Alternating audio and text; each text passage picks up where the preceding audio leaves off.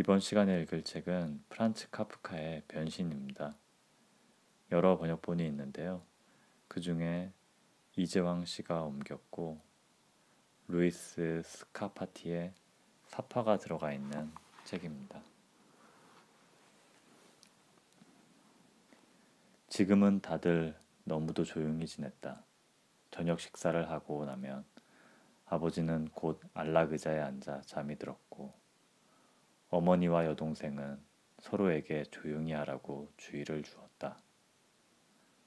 어머니는 불빛 아래로 몸을 깊이 숙인 채 양장점에 넘길 고급 네일을 바느질했고 점원으로 취직한 여동생은 장차 더 나은 일자리를 얻기 위한 것인 듯 저녁마다 속기와 불어를 공부했다. 가끔씩 아버지가 잠에서 깨어나 마치 자신이 잤다는 사실을 전혀 모르는 사람처럼 어머니에게 당신 오늘도 또 뭘 그렇게 오래도록 바느질하고 있는 거요? 라고 말하고는 곧바로 다시 잠이 들면 어머니와 여동생은 지친 얼굴로 서로에게 미소를 지어 보였다. 무슨 고집인지 아버지는 집에서도 제복을 벗지 않으려 했고 때문에 잠옷은 아무 소용도 없이 늘 옷걸이 못에 걸려 있었다. 옷을 다 차려입은 채 자리에서 꾸벅꾸벅 졸고 있는 아버지는 마치 언제라도 일할 태세를 갖추고 상관의 분부를 기다리고 있는 사람 같았다. 그러다 보니 처음부터 새 것이 아니었던 제복은 어머니와 여동생의 세심한 관리에도 불구하고 점점 추레해졌다. 때때로 그레고르는 언제나 잘 닦인 금색 단추들만 반짝거릴 뿐 곳곳이 얼룩덜룩한 아버지의 제복을 저녁 내내 바라보곤 했다. 그런 옷을 입고서 늙은 아버지는 지극히 불편한 자세로 하지만 편안하게 잠을 잤다. 시계가 10시를 알리면 어머니는 나지막하고 다정한 말로 아버지를 깨워 침대에 가서 자도록 설득하느라 애를 먹었다. 여기서는 잠을 제대로 잘 수 없으며 6시면 근무를 시작해야 하는 아버지로서는 제대로 잠을 자는 것이 절대적으로 필요하다는 것이었다. 그러나 은행 안내원이 된 후로 이상한 아집에 사로잡히게 된 아버지는 매번 어김없이 그렇게 잠이 들면서도 그 자리에 더 있겠다고 고집을 부렸으며 일단 그러기 시작하면 안락 의자에서 침대로 잠자리를 옮기도록 그의 마음을 돌려놓기란 여간 힘든 일이 아니었다. 그럴 때면 어머니와 여동생이 이런저런 잔소리를 해대며 아무리 귀찮게 굴어도 15분가량은 그저 고개만 천천히 가로저을 뿐 아버지는 눈을 지그시 감은 채 일어서지 않았다. 어머니가 옷소매를 살짝 잡아당기며 귀에 대고 달콤한 말로 구슬려 보아도 여동생이 하던 공부를 잠시 멈추고 어머니를 거들어 보아도 아버지는 끄떡도 하지 않았다. 오히려 더욱 깊숙이 안락의자 속으로 몸을 묻을 뿐이었다. 두 여자가 양쪽에서 겨드랑이 아래로 팔을 넣고 일으켜 세울 때가 되어서야 그는 눈을 번쩍 뜨고는 어머니와 여동생을 번갈아 바라보며 말하곤 했다. 이것이 인생이야. 이것이 내 말년의 휴식이로군. 두 여자의 부축을 받아 몸을 일으키며 아버지는 마치 그 자신이 스스로에게 더없이 무거운 짐이라도 되는 듯 귀찮아했다. 그렇게 두 여자의 손에 이끌려 가다가 방문 앞에 이르면 아버지는 그만 물러가라고 손짓하곤 혼자서 걸어 들어갔지만 어머니와 여동생은 각기 바느질감과 펜을 황급히 던져놓고는 계속 뒤따라 들어가 아버지를 거들어 주었다. 이렇듯 뼈 빠지게 일하고 피곤에 찌든 식구들 중에 누가 꼭 필요한 일 이상으로 그레고르를 돌봐줄 수가 있었겠는가. 살림은 점점 더 곤궁해져 이젠 하녀마저 내보내야 했다. 대신 백발이 흩날리는 뼈대가 굵은 거구에 파출부가 아침 저녁으로 와서 가장 힘든 일만 해주었다. 나머지는 모두 어머니가 그 많은 바느질 일을 해나가며 틈틈이 해냈다. 어머니와 여동생이 즐거운 모임이나 명절날 같은 때 너무도 행복해하며 하고 다녔던 집안 대대로 내려온 여러 가지 폐물이나 장신구들을 팔아버리는 일까지도 있었다. 어느 날 저녁 그런 물건들을 팔면서 얼마를 받아야 할지 모두 모여 상의하는 것을 듣고 알게 된 사실이었다. 하지만 가족들의 가장 큰 불만은 언제나 지금 형편으로는 너무 큰 이 집을 떠나 이사를 할 수 없다는 것이었다. 그레고르를 어떻게 옮겨야 할지 도무지 그 방도를 생각해낼 수 없었던 것이다. 그러나 그레고르는 이사를 가로막는 것이 자기 때문만은 아니라는 것을 간파하고 있었다.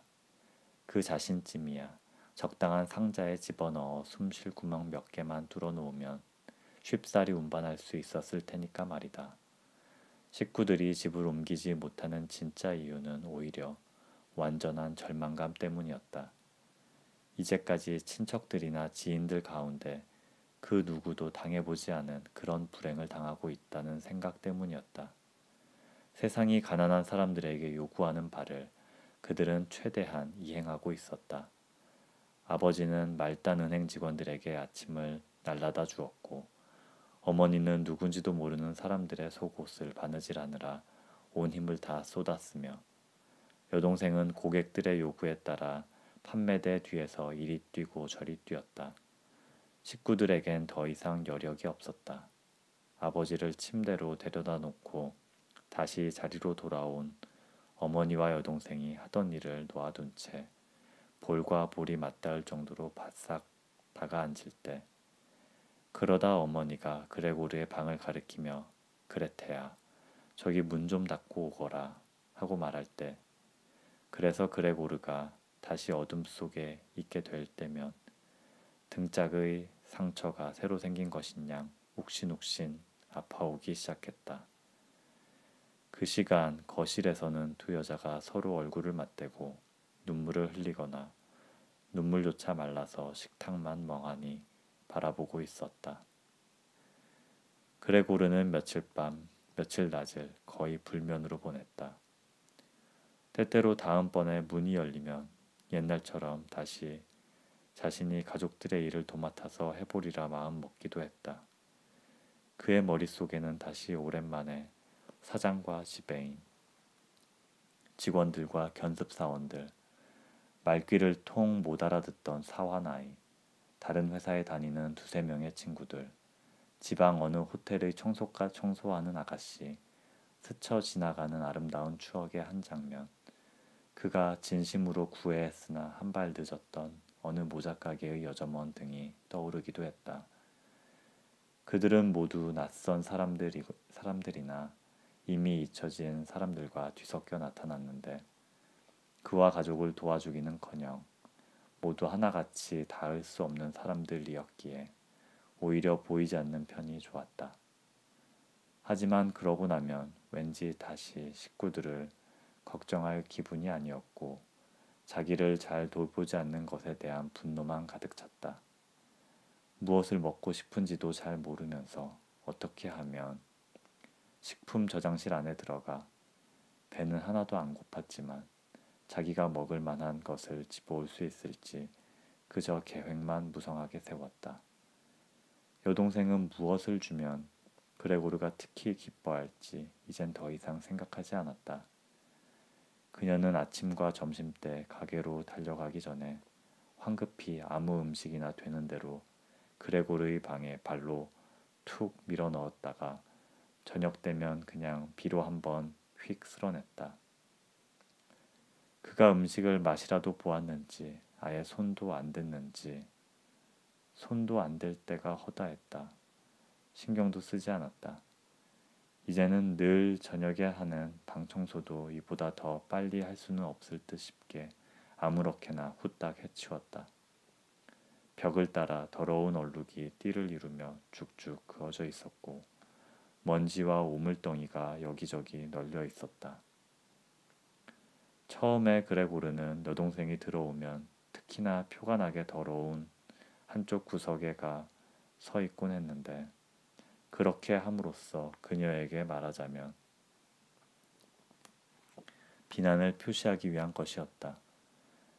그러나 그가 몇 주일을 그곳에 그대로 서 있어도 여동생의 태도는 나아질 것 같지 않았다. 그녀 역시 더러운 것을 뻔히 보았을 텐데도 그냥 내버려 두기로 결심한 모양이었다. 그러면서도 그녀는 전과 달리 새삼스럽게 신경이 예민해져서 사실 온 가족이 신경 과민에 시달리고 있었지만 그레고르의 방 청소에 관한 자신만의 고유한 권한을 누가 침해하기라도 할까봐 촉각을 곤두세우고 지켜보았다. 한 번은 어머니가 그레고르의 방을 대청소한 적이 있었는데 물을 몇 동이나 쓰고 나서야 일을 마쳤다. 그러나 물기가 너무 많아 기분이 상한 그레고르는 소파 위에 벌렁 들어 누운 채 씁쓸한 마음으로 꼼짝도 않고 있었다. 그 일로 인해 어머니는 톡톡히 곤욕을 치러야 했다. 저녁에 그레고르의 방이 달라진 것을 알아차린 여동생이 극도의 모욕감을 느끼며 거실로 달려갔던 것이다. 어머니가 양손을 쳐들고 애원하다시피 했지만 여동생은 몸부림을 치며 울음을 터뜨렸다. 부모님은 처음엔 깜짝 놀라서 어쩔 줄 모르고 쳐다보기만 했지만 곧 마음을 가다듬었다. 아버지는 오른쪽의 어머니에게는 왜 그레고르의 방 청소를 딸아이에게 맡겨두지 않았느냐고 나무랐고 왼쪽의 여동생에게는 앞으로 다시는 어머니가 그레고르의 방을 청소하지 못하도록 하겠다며 호통을 쳤다. 어머니가 흥분해서 제정신이 아닌 아버지를 침실로 끌고 가려고 애쓰는 동안 여동생은 흐느껴 오느라 몸을 들썩거리며 작은 두 주먹으로 식탁을 마구 내리쳤다. 그리고 그레고르는 얼른 문을 닫아 이 소란스런 광경과 소음을 막아줄 생각을 하는 사람이 아무도 없다는 사실에 화가 치밀어 큰 소리로 쉿쉿거렸다. 어쨌거나 직장일로 녹초가 된 여동생이 그레고르를 돌봐주는 일에 이젠 신물을 느껴 전과 같지는 않다 하더라도 아직은 어머니가 그녀 대신에 그의 방에 들어올 필요는 없었고 그렇다고 그가 소홀히 취급당할 이유도 없었을 것이다. 이제는 파출부가 있었기 때문이다. 오랜 세월 동안 아무리 험하고 굳은 일이라도 그 억센 골격 덕분에 능히 이겨냈을 듯한 이 늙은 과부는 그레고르에게 혐오감을 느끼지 않았다.